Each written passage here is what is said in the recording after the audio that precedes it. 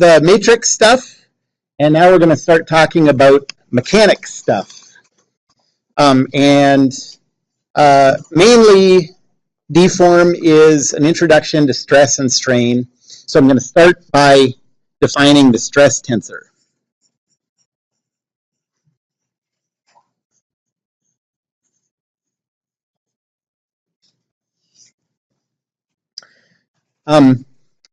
And a stress tensor is a measure of loading at a single point. So a measure of load at a material point, a single point in the material.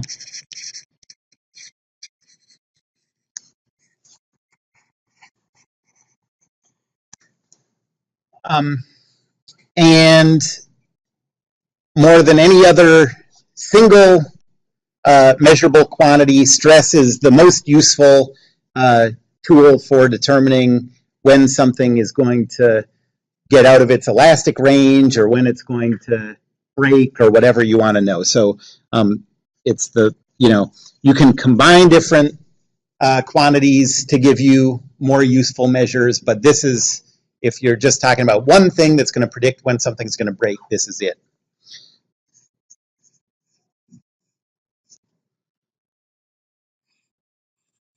Best single quantity for predicting failure. Also in this class. That's a joke. I just made that up. I'm gonna have to refine that, but I think that's gonna be gangbusters in the future. We have sort of started down this path in statics.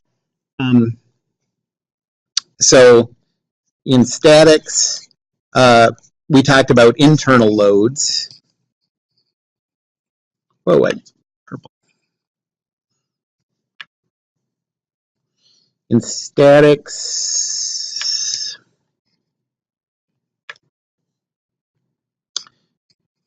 we did internal loads and beams.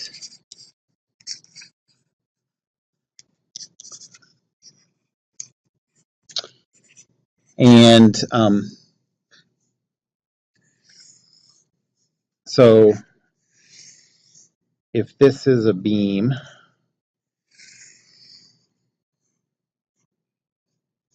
we calculated the internal loads like somewhere along the length of the beam. But so we would have been able to calculate the internal loads in this beam on that plane there. But notice that's not a point, even though the language we used in statics a lot of times, just because it was easier to say, was like, what is it at this point, at this x value or whatever. But that one x value was a whole, infinitely many points making up that surface. So these were really a measure of loading on a surface.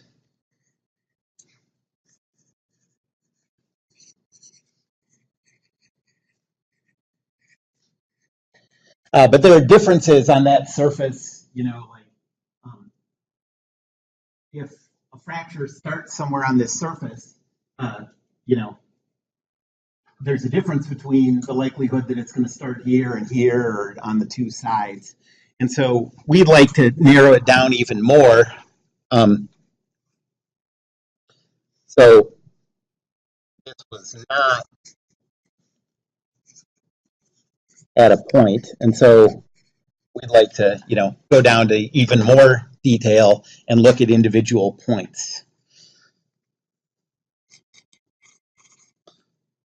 So how do we refine, our measure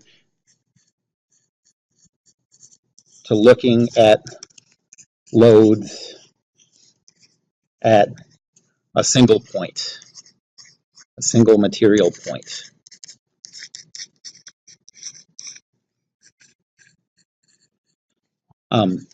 So what we're going to do if this is like a zoomed in view of beam, what we're going to do is define a cube that's centered at the point that we care about. So say this is the point we care about.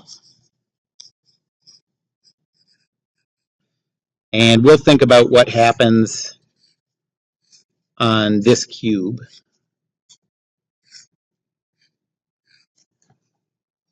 That's a finite cube, so that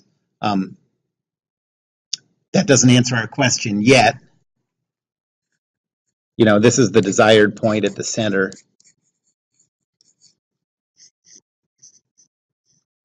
But the idea that we're going to follow is we're going to think about the loading on the surface of this cube, and then we're going to use a limiting procedure to think of, you know, in the limit, as the size of that cube goes to 0, we're talking about the loading at that point.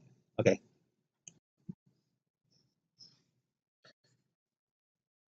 So what are the loads happening on this cube? Well, so what are the loads applied to this cube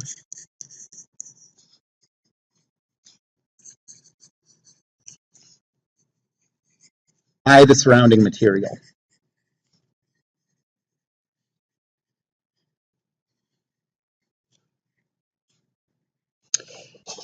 What you have, basically, since you know this cube is a mathematical thing, that's not like a different material or anything. You have fixed joints connecting each one of these 6 faces to the surrounding material, right? So if there's a fixed joint on each face,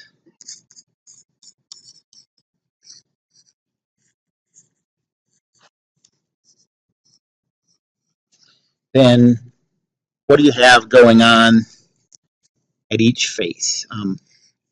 So here's the cube.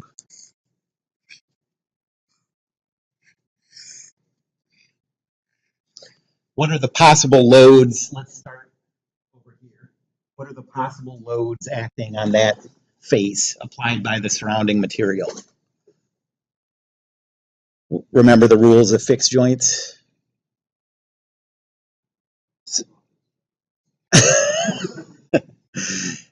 No. Okay, you're banned from contributing for 5 minutes.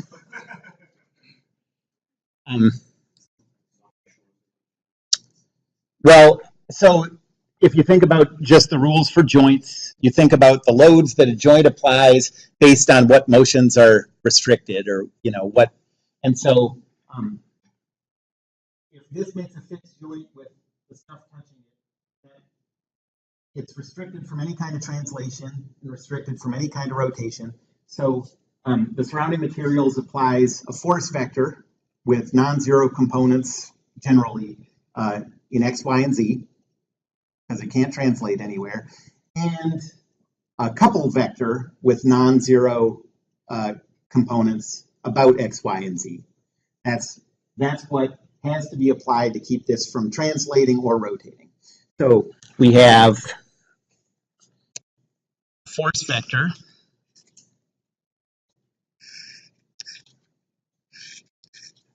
like that. And then it's not allowed to rotate, so we also have a couple vector. Did you look at the clock, Fred? You start a stopwatch? Okay. Okay.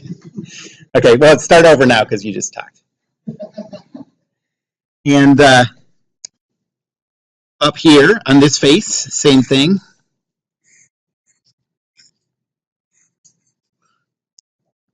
With the couples.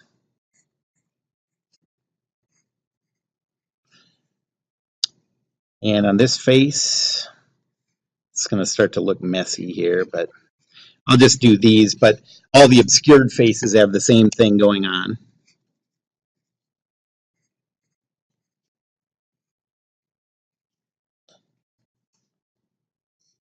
Same thing on all the obscured faces. So how many total values do you need then to represent the total loading applied to that cube by the surroundings? You have 6 faces. You have 3 forces on each face and 3 couples on each face. So 36.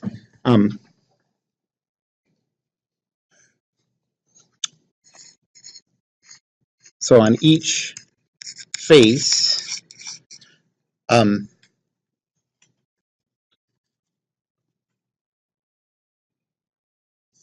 force components,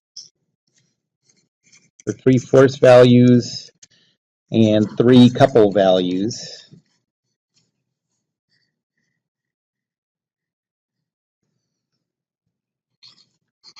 So 6 faces means 36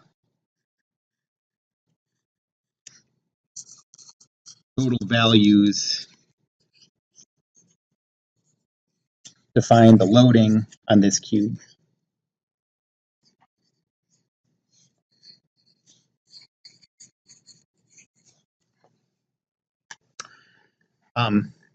Okay, so now we're just thinking about forces and couples, and now let's think about the limiting procedure.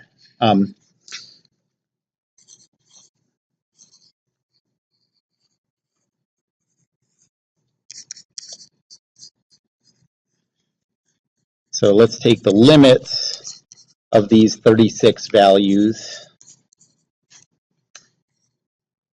as the cube goes to 0 size. Think of the cube length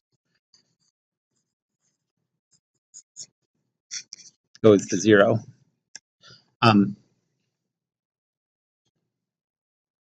Well, if this cube has, every length of this cube is like 1 inch or something, and say all of, say this component, this force component has a magnitude of 50 newtons or something. What happens if you cut it down to half an inch? It's not exactly going to cut the force in half, but you'd imagine overall you'd expect it to scale with the length, right? And so what happens if you go to a quarter of a length? It keeps getting smaller and smaller. And so in the limit, as the side length goes to 0, all those forces also limit to 0, and all those couples also limit to 0. So that's not going to work very well. Like if the stress for everything is just 0, that's not very helpful in predicting failure. What we're going to do instead, so all 36 loads would also 0. No good. So let's think about so to fix this,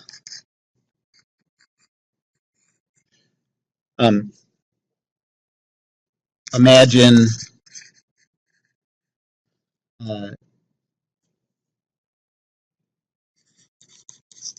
measuring the loads on that cube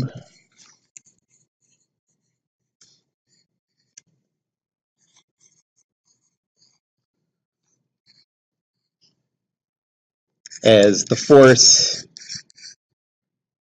per area.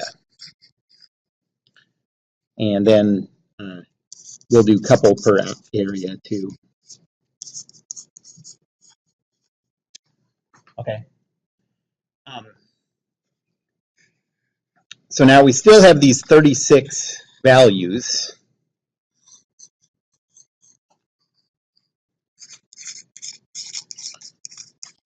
But now, as the length goes to 0,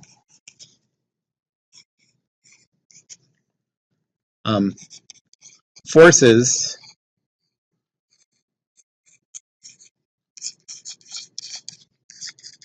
approach, generally, I mean, they can be zero, but they approach non-zero values.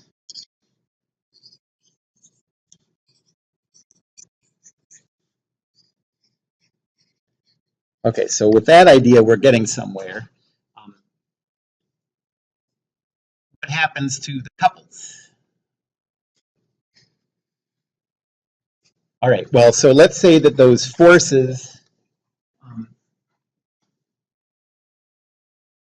let's say that the forces on this face approach 10 newtons or something, okay, or a million newtons or something, some finite number. Well, what's going to happen if you take that finite number, and remember what a couple is like basically a force going one way and an equal and opposite force at some distance from it, okay? Well, what happens if you're reducing the distance that any two forces on the face can be apart from each other? You're reducing that to zero. If you take a finite number times something that's limiting to zero, those couples go away, okay? You don't have to understand this really like completely, but does that sort of make sense? So basically the couples are depending on an extra bit of length information that's going to zero.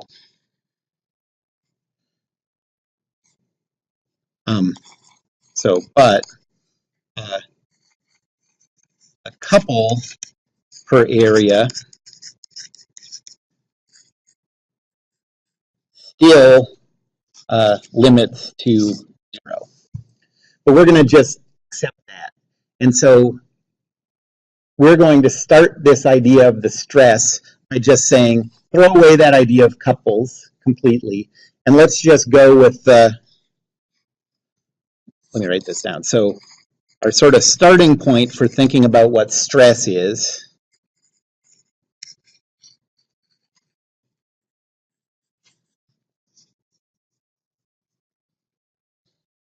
going to be 18 force per area values, and we won't deal with the couples at all.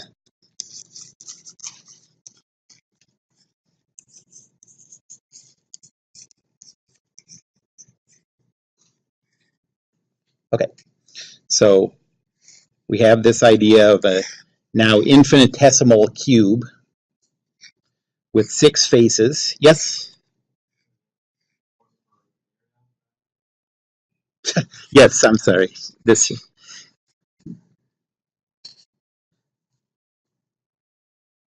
force per area, right. So now our starting point is on every face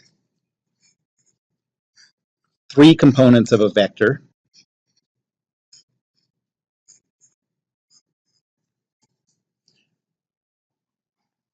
There's 3 faces there, there's 3 faces that are obscured. Each one of these components is a force per area, and in general those are going to be non-zero. And in order to describe, not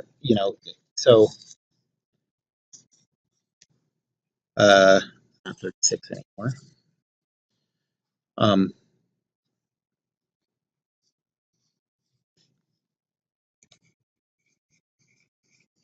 18 force per area values. We're going to call those values tractions.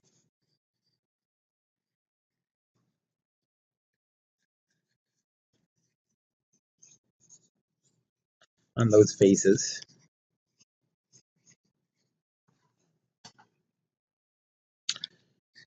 They have SI units.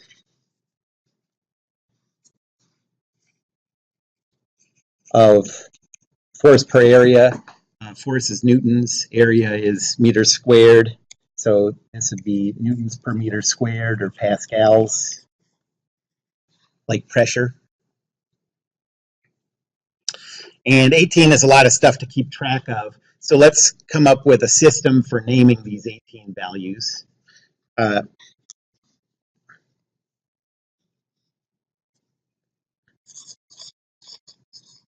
we need a naming convention.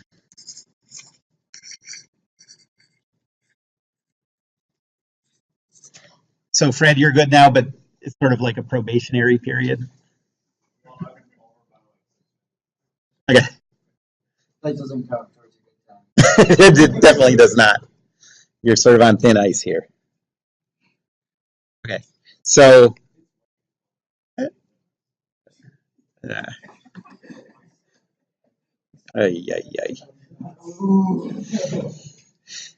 okay, so the naming convention is going to be based on this idea of a stress cube.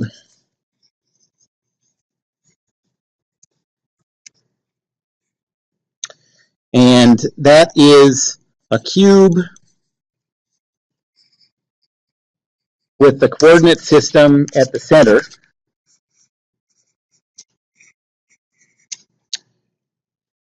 And every face is named by the coordinate system axis pointing out of it.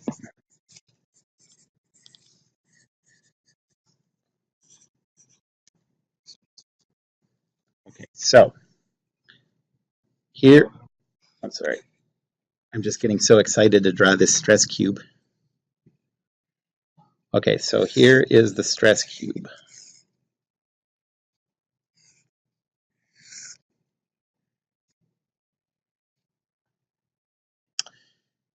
So if the coordinate system's at the center, we would have a positive x-axis pointing out of that face, a positive y-axis pointing out of that face, positive z-axis pointing out of that face. So those axes name the faces. And then here are the negative ones. I'll put those in orange. We have the negative x axis pointing out of that one, negative y pointing out of that one, and negative z pointing out of the back.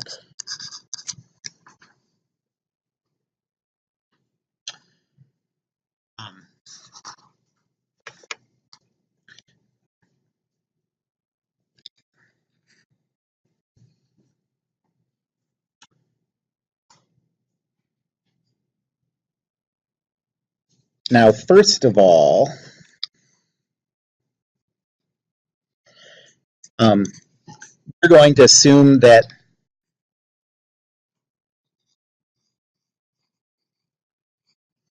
this material is in static equilibrium.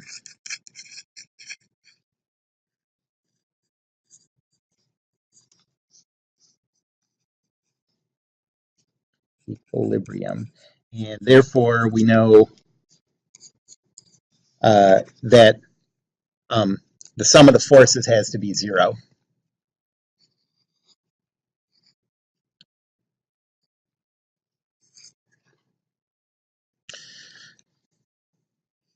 And if you're interested, you can try to prove to yourself that this is true. You're not going to do that. But what you would see is that the tractions on the negative faces have to be equal and opposite to the tractions on the positive faces. There's no other way.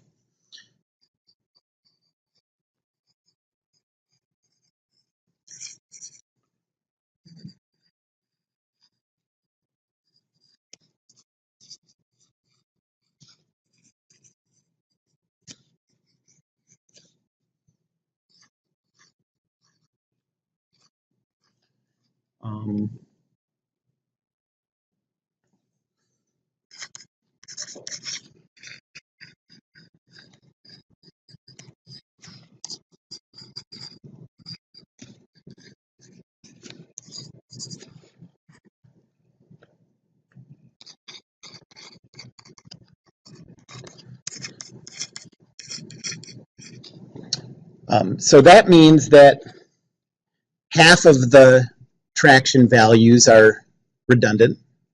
So immediately in that step,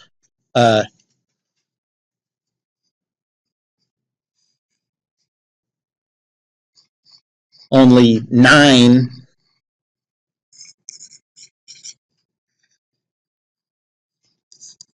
of those traction values are independent.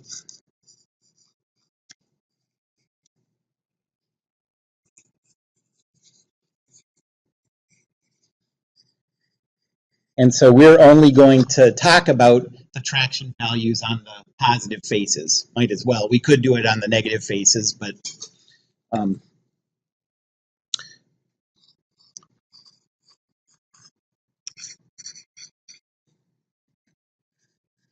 we'll only talk about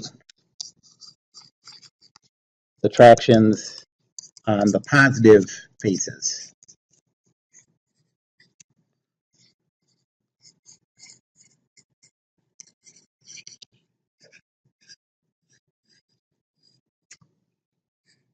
Okay, so if we're given the traction values on this, and this face, we know what they have to be on the orange ones. So it's not information we have to be given. We'll just leave those out. Okay.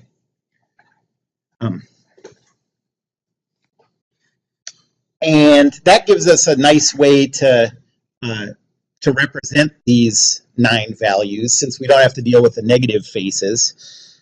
So for naming, we'll say, so we'll talk about a traction value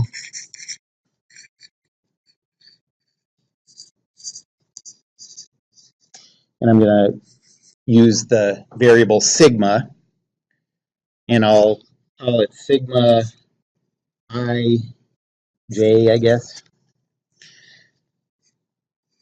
is, well, not get rid of that is, acts on the I face in the j direction.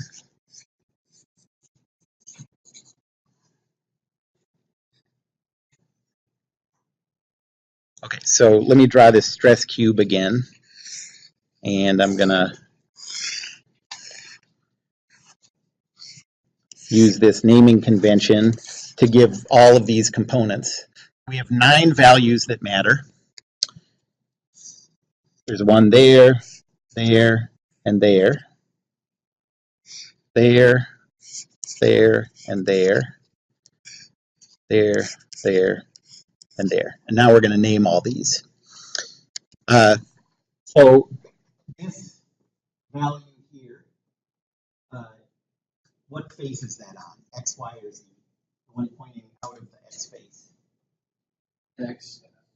Okay, so this has the value or we're going to call this sigma X, and then is it in the X, Y, or Z direction? X. So this is sigma X, X. And then this one is on the same face, so it's sigma X. What direction? Y. So this one we'll call sigma X, Y. And then this one, sigma X, Z.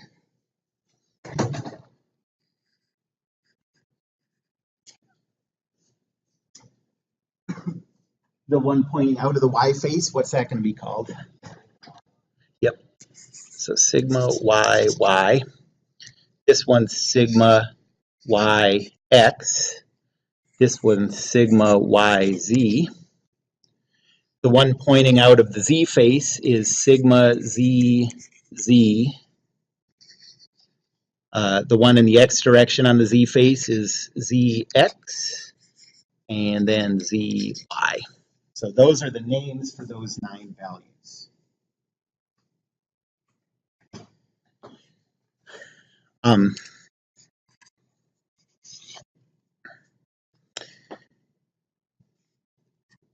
And we can put these in a matrix form.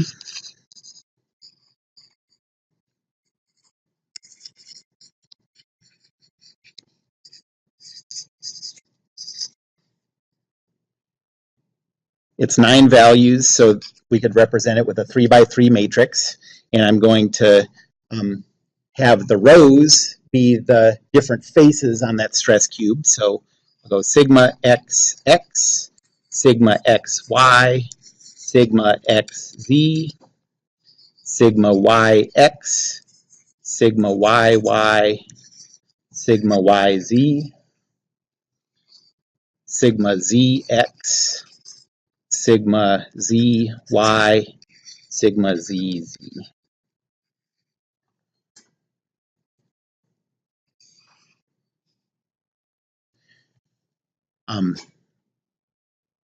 And each of these values is a traction, so it's a force per area. So in SI units, it would be in pascals.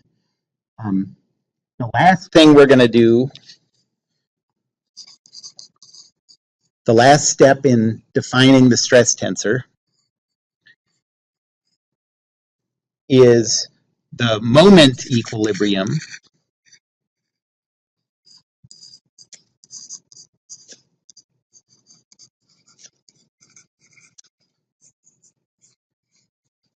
There's no way to get moment equilibrium except to require that any of these elements with just flipped subscripts have to be equal.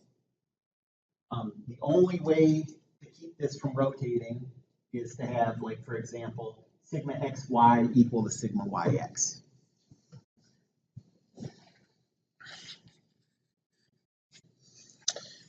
So sigma, I'll call it ij, is equal to sigma ji.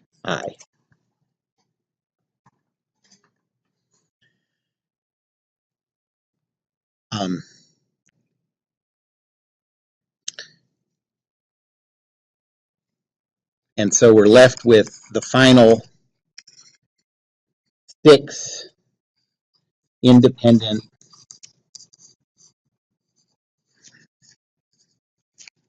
traction values on the stress cube.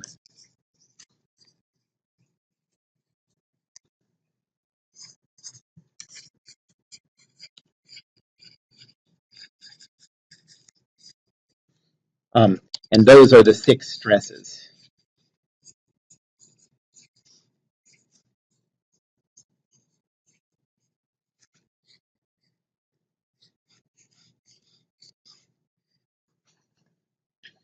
And so our final representation of the stress tensor, because of the symmetry of it, I'm not going to write it as if there's 9 independent values. I'm just going to write it as, so we have sigma xx, sigma xy, sigma xz. Now symmetry says this has to be sigma xy, sigma yy, sigma yz. Symmetry again says this is sigma xz, this is sigma yz, and then this is zz.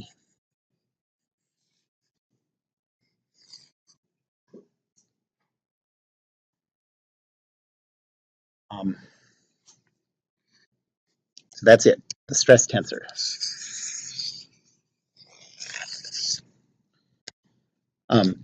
The diagonal elements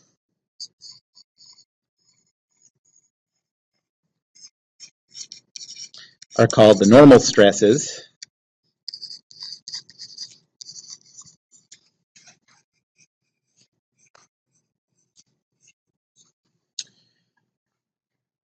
Why are those called the normal stresses? Yeah, they're perpendicular to the surfaces they act on. And the off-diagonal elements are called shear stresses, because if you think of like shearing something, cutting something with scissors or whatever, the loads that you're applying to each face are parallel to the face. So those shear stresses are loads that are parallel to each of the faces. The normal stresses are perpendicular to the faces.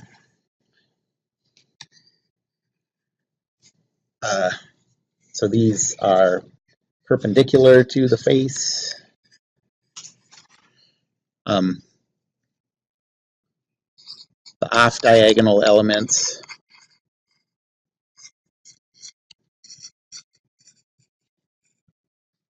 are called shear stresses, and those are parallel to the face. Which of these are more important for material breaking? That depends on the material. I can't think of a case where normal stresses are more important than shear stresses for making something break, but brittle materials are very susceptible to shear stress. Brittle materials almost always fail in shear.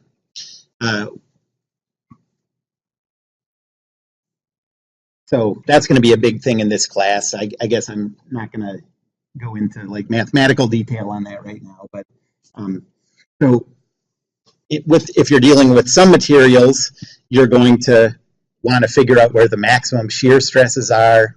If you're dealing with other ones, you might have to take all of them into account. One thing that you're going to have to do, like on the early assignments, is there's always a relationship between that graphic stress cube and the stress tensor, and I'm going to want you to get comfortable visualizing every stress tensor in that form of the cube.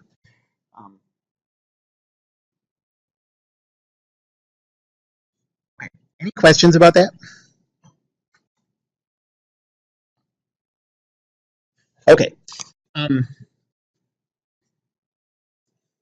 With the stress tensor, there's a really important relationship between every stress tensor and the traction that acts on a chosen face. And you can actually choose the angle, the orientation of the face that we're doing this for. So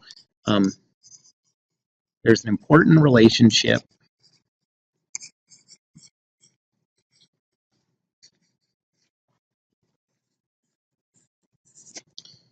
between the stress tensor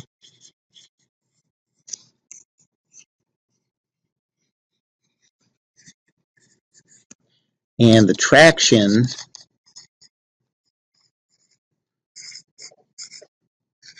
on a face with a chosen orientation.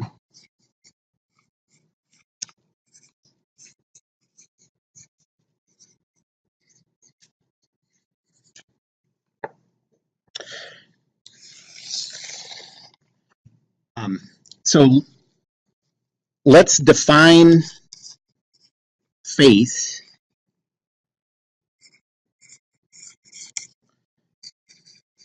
by a unit vector n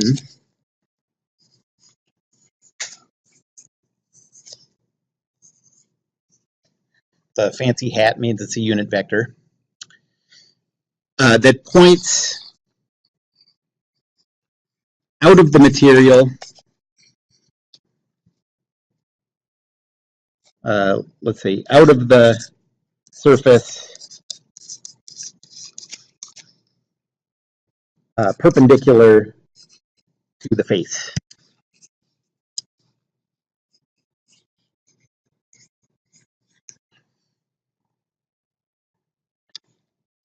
So, for example, if you wanted to, if you knew what the stress tensor was for points on the surface here, you would come up with this unit vector n that points directly out of the surface.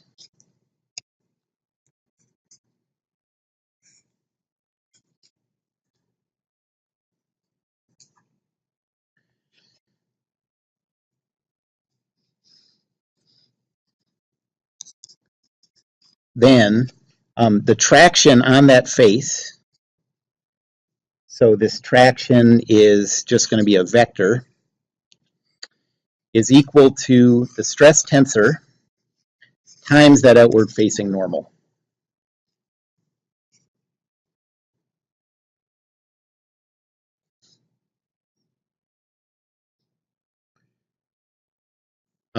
It's easy to see if you use the outward facing normal for the faces on the stress cube.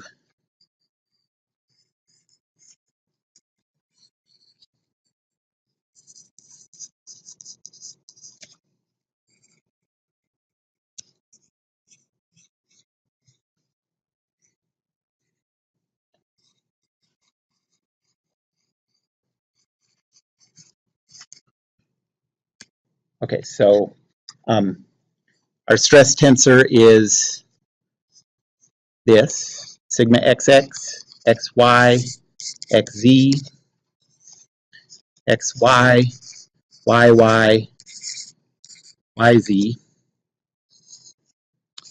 xz, yz, zz.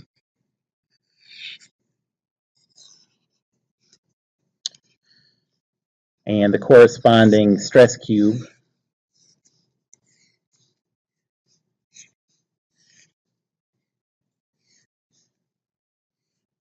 as sigma xx,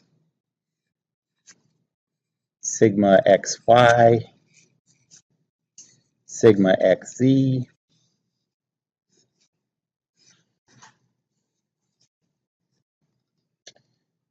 this one's sigma xy because of the symmetry. This is yy, this is yz,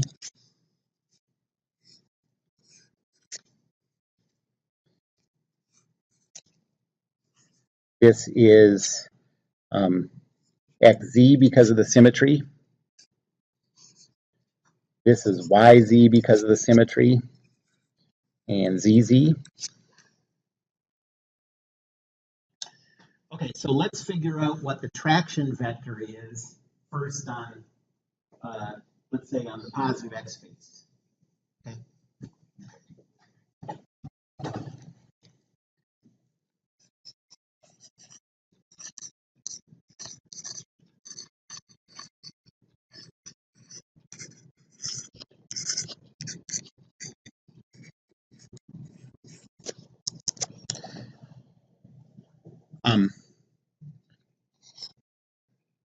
So I'll call that traction positive x is equal to this stress tensor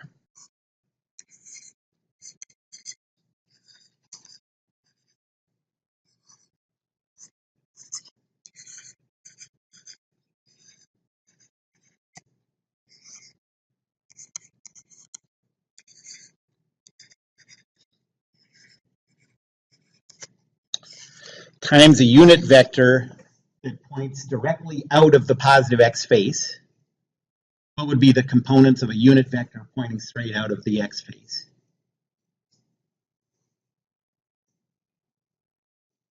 So we're looking for a vector pointing directly in this direction. Our coordinate system is like this with z going this way. So what would be the components in this coordinate system of a vector just pointing straight in that direction? Yeah, 1, 0, 0.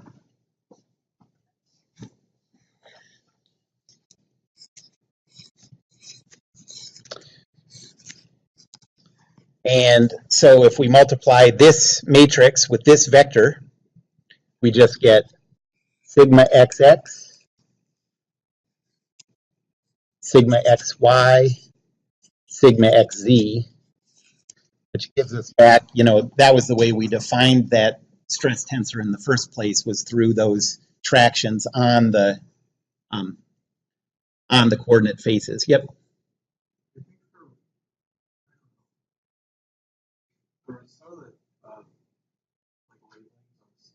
Yeah.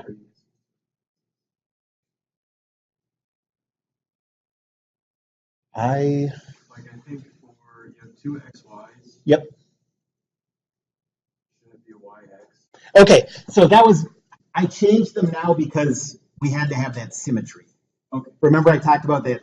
So we started out with with the definition saying, here's the ones on the X face, ones on the Y face, ones on the Z face. But then I said, you can't have rotational equilibrium unless you have symmetry between, unless XY is equal to Right. YX. And once we decided that, I got rid of 3 of those values and just wrote it with the redundant values so that it didn't look to us like we had more different values than we have. Okay, no, that's great. It's super quiet in here, and it gets quiet like that when everybody's confused or bored. Sometimes it's hard to tell between those, but so yeah, ask questions. But anyways, so now we took the stress tensor, multiplied it by the unit vector pointing out of the positive X face, and got exactly what we expected back, the vector of tractions on the positive X face. So let's do it now with the negative Z face.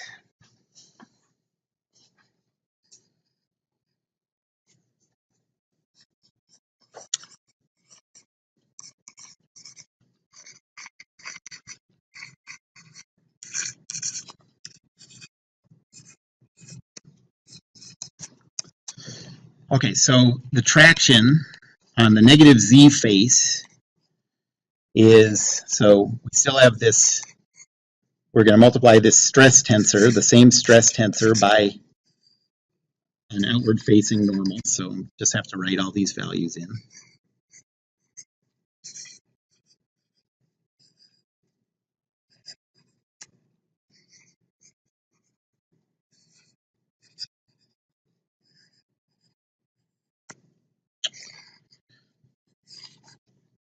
Okay, and now we're going to multiply that by a unit vector that points from the inside of the cube out through the back of the cube. Okay, so we're looking for, we want to represent the unit vector that goes straight this way. So what would the components be of a vector pointing straight that way? 0, 0, negative 1. Yep.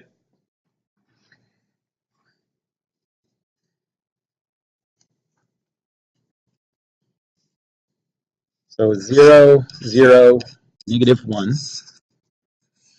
And if you do this matrix multiplication, you get negative sigma xz, negative sigma yz, negative sigma zz,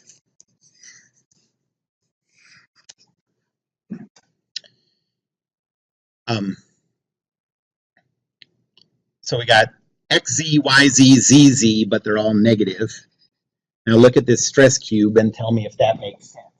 On the positive z face, we have xz, yz, zz. And for equilibrium, we need the positive and negative faces to be opposite. So we got exactly what we would expect. Okay.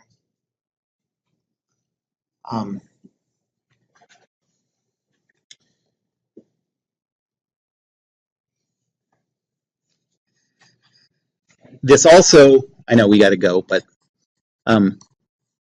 this also works for faces that don't line up with the coordinate system.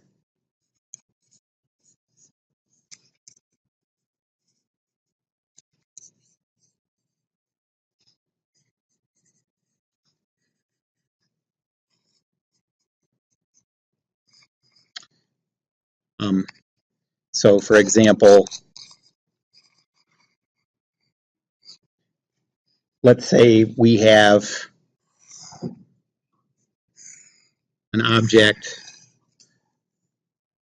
with, so this is some solid body. Our coordinate system is like this, with x pointing to the right, y pointing up, z coming out towards us. And let's say that the angle here is 45 degrees.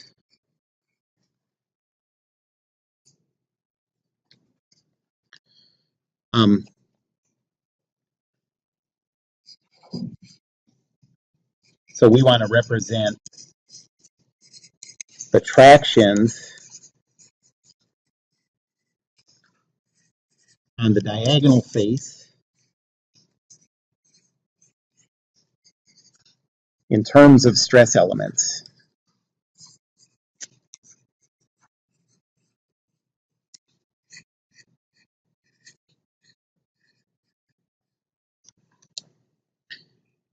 Well, then what you would have to do is come up with a unit vector that points straight out of that. That's your outward facing normal. So in this case, n is equal to 0.7071, 0.7071, 0, cosine and sine of 45.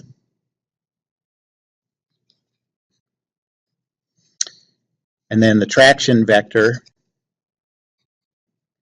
is the stress tensor.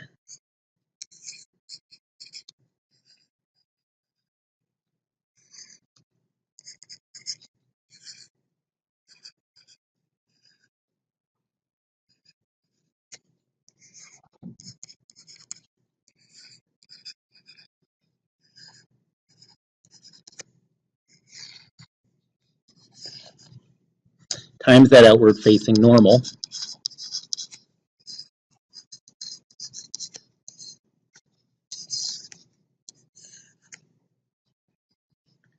And so in this case, you'd get an x component of 0.7071 sigma xx plus 0.7071 sigma xy. That's the x component of the traction vector. The y component is 0.7071 sigma xy plus 0.7071 sigma yy. And the z component is 0.7071 sigma xz plus 0.7071 sigma yz.